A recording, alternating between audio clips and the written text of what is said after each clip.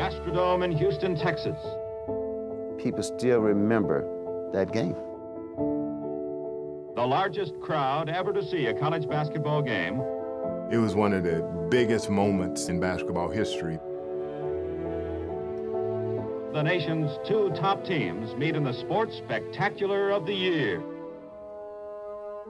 There's all types of great games that have happened since then, but I don't think there's been as much anticipation or excitement about a basketball game as there was for this particular one. The year, 1968. The nation's top two ranked teams, both unbeaten, were to meet for the first time. The University of Houston had a successful, though untested program, while UCLA hadn't lost a game in 2 years. UCLA was the most heralded basketball team in college basketball at the time. They were riding a 47-game win streak. We were number 2 and they were number 1. We got a scouting report before the game, and he said, "It's no use you playing UCLA. They are the best. They're the best. They're the best. You just don't have a chance." We had never lost a college basketball game, and this was just going to be another big challenge for us that we had met. They were the team to beat. They had the coaching, they had the players, they had the reputation, they had the history. For Coach Lewis, the matchup was 2 years in the making. It hadn't been easy to coach UCLA down south, particularly at such an unusual location. Coach came in and says, "Well, we got them. We're going to play them January the 20th in the Astrodome." And everybody began to wonder, in the Astrodome? You know, we practiced in a gym of 2,000 maximum. We played in a stadium of 5,500. 55,000, it's a big difference.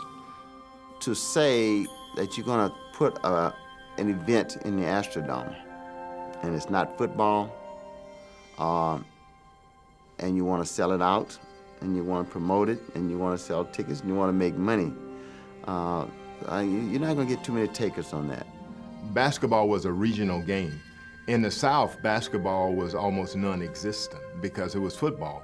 I remember watching the NCAA tournament, and they had it on late at night over the weekend. It was very difficult to catch. You know, you had to really plan, and it wasn't shown nationwide. There had never been a national televised basketball game. Nobody wanted the game. They said, "Oh, that will never work. Nobody will ever watch that."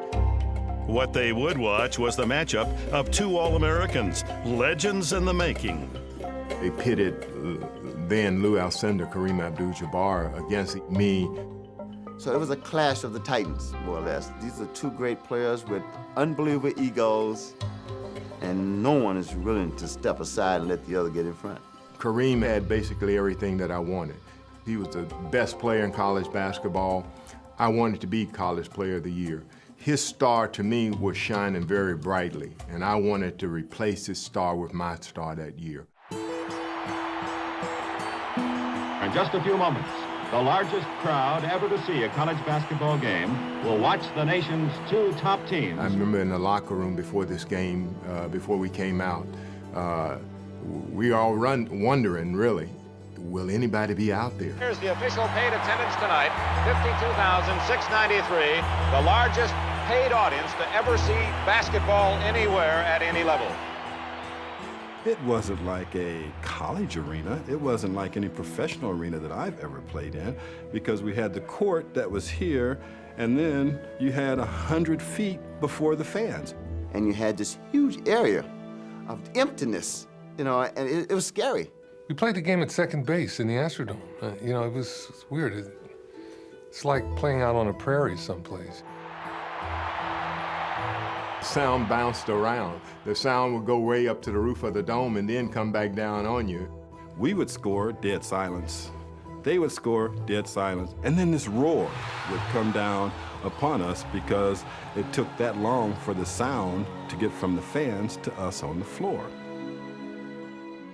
I don't think either team really felt comfortable, but Elvin Hayes must have felt very comfortable. You know, he had the game of his career. It was 2 baskets and a floor, and so for a basketball player, that's all you need. There's the man they want to get it to. It's Hayes, 15-footer.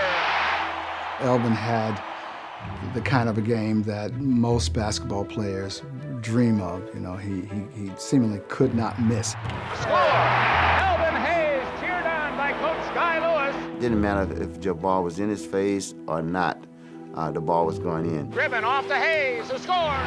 Hayes has 35. And as the game gets closer and closer towards the end, we haven't hit our normal UCLA run. We near the final minute.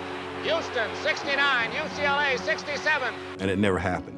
Houston leads by 2. Oh, Warren deflects it away from Shackelford. It'll go to Houston. The most scariest moment for me in the basketball game, and it still is, whenever I watch the old film of it. Inbound pass, I'm down there with one hand dribbling the ball around. It's the Hound and the Dogs. I'm boom, boom, boom, boom, boom, boom, boom.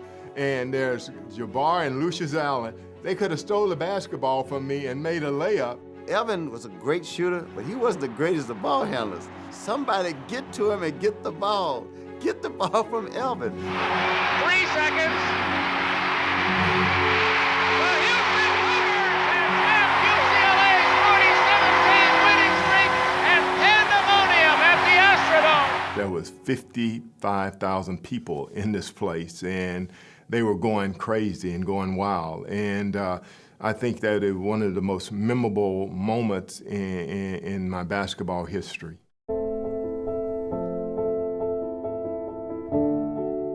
Coming off that floor, my legs were as heavy as they've ever been. This losing was not part of my vocabulary at all, and it hurt. It was silence in the locker room. It was the first time that we had lost. It was a terrible feeling, terrible feeling. The next day, and for that remaining of the week, they showed that game on TV every single day. In seeing this game, people realized how popular the sport was, and if you made it available to its fans, they'd watch it. It just created a euphoria in the atmosphere of college basketball that wasn't there. And I think that game just kicked the door open, the windows out, and knocked the roof off the house. What we have today in March Madness is what I think the game in 1968, opened.